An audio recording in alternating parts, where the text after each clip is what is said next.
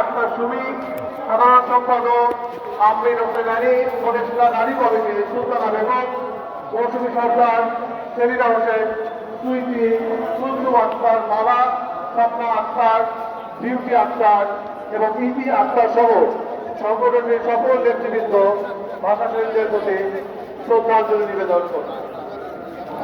বাংলাদেশ জাতীয় শ্রমিক party BJP এর আহ্বায়ক নাসির উদ্দিন মোল্লা, সদস্য সচিব হাসনাইন আহমদার, যুগ্ম আহ্বায়ক লিটন সিকদার এবং যুগ্ম আহ্বায়ক মোজাম্মেল সরকার সহ সকল নেতৃবৃন্দ ভাষা শহীদদের প্রতি শ্রদ্ধাঞ্জলি নিবেদন করবে।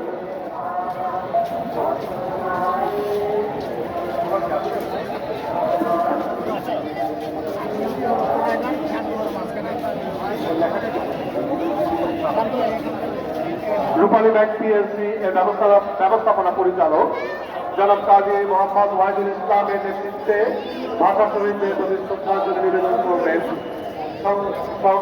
ব্যাংকের পক্ষ থেকে অন্যান্য যারা উপস্থিত হয়েছেন উপব্যবস্থাপনা পরিচালক জনাব মাসুম আলম এবং জনাব হাসান তানভীর, এছাড়া মহাব্যবস্থাপক বৃন্দ, নির্বাহী কর্মকর্তা কর্মচারী বৃন্দ, ক্রিয়া পরিষদ এবং কর্মচারী সংঘের নেতৃবৃন্দ।